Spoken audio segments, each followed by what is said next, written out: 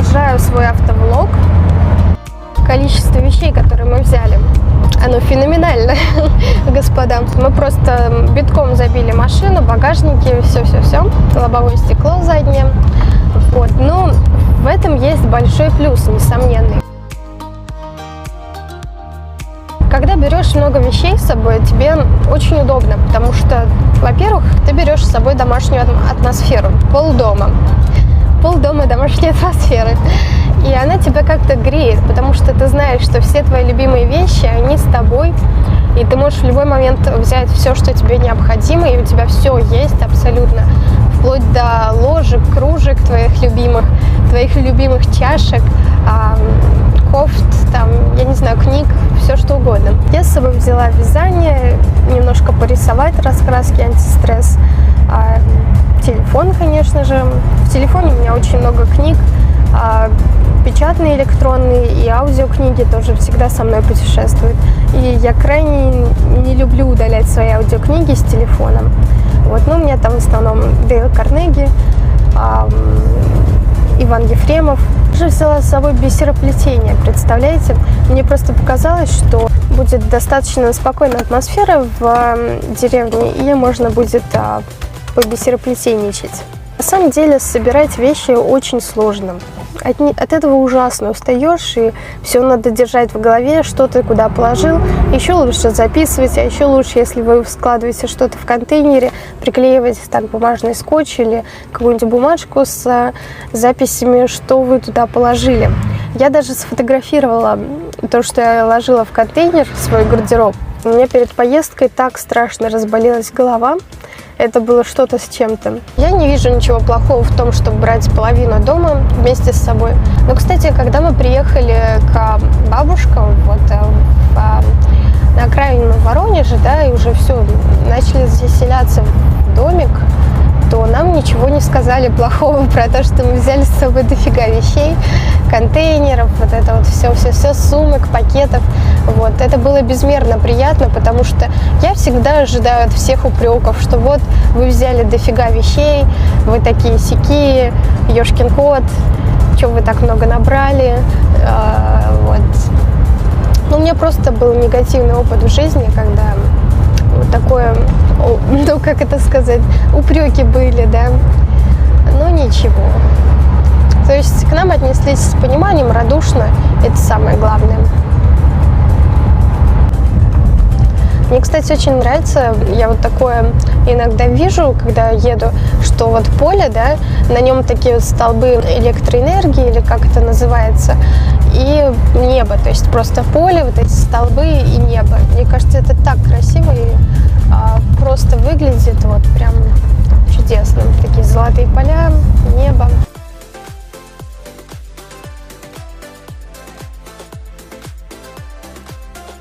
А потом мы приехали в Тамбов, было уже ночное время суток, нам снова захотелось кушать, мы снова пошли в Макдональдс. Это было крайне опрометчиво и неправильно. Вот, мне даже кажется, что если вы в поездке и хочется кушать, наверное, лучше зайти в какое-то кафе и взять тарелку борща или какого-нибудь супа, чем идти в Макдональдс, потому что Макдональдс очень тяжелая и вредная еда, крайне плохо сказывается на красоте, фигуре, здоровье и талии. Было ночное время суток, и, знаете, там прям криминал, потому что там нечто просто, ничего особенного, конкретного я сказать не могу. Была машина, которая ездила с громкой музыкой по всему городу, и город, кстати, очень маленький, еще меньше, чем Пенза. У нас, конечно, Самара гигантская, как Италия просто. И вот почему эта машина ездила, нарезала круги вокруг нашей машины почему-то. Это было очень смешно. И она так громко слушала прикольную музыку, мне она понравилась, но жаль, я не успевала шазамить. В Тамбове очень красиво. Красивые вот эти старинные дома. Особенность Тамбова в том, что на каждом доме есть барельефы с лицами известных исторических личностей с краткими справками из их биографий. Ночью лица выглядят особенно объемными и живыми, как будто они вот-вот выйдут из домов. Очень хорошо сочетается исторический центр с современным. Все старинные дома как новенькие, там едешь и кажется, что ты попал в 19 век.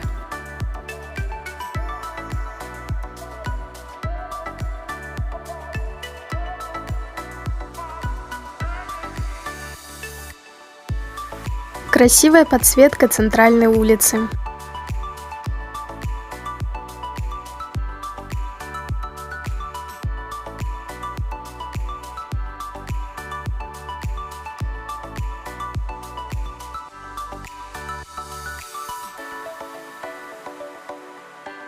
Римско-католическая церковь в Тамбове напоминает Нотр-Дам-де-Пари. Я даже сделала коллаж.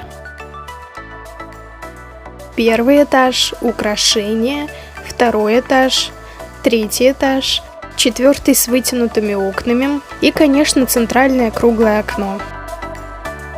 Еще один коллаж, но уже фото из интернета. Продолжаем ехать по улицам Тамбова.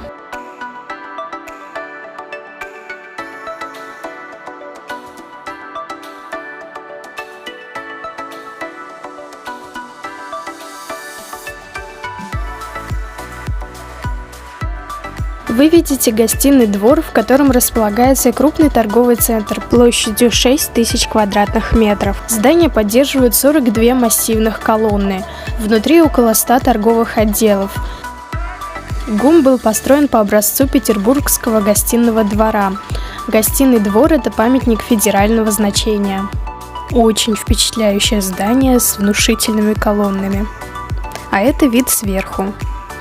Фото взято из интернета. Мне кажется, в Тамбове можно снимать исторические сериалы типа «Институт благородных девиц». А вы как думаете?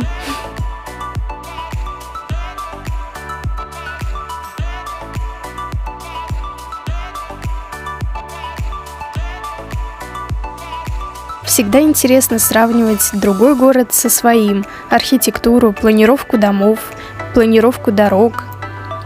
Вот в Тамбове, например, чувствуешь себя как в другом городе. Возможно, это из-за того, что дома там совсем другие.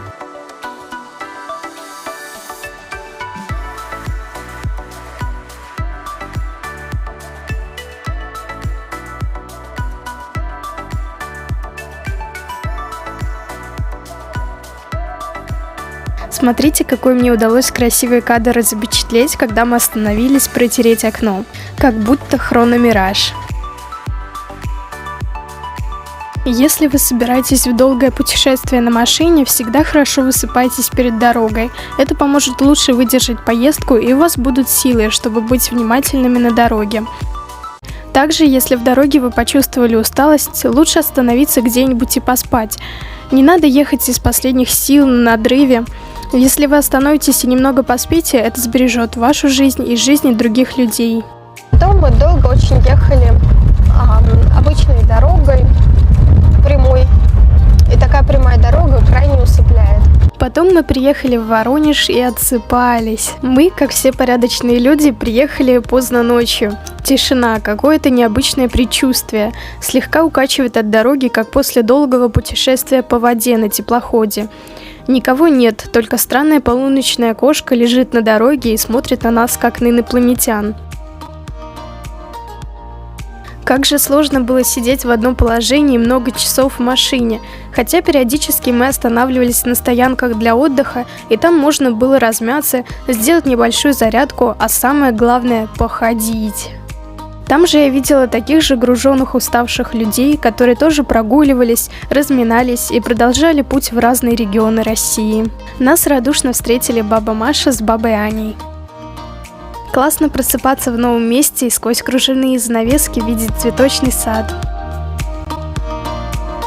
Любое путешествие – это история преодолений и приобретений.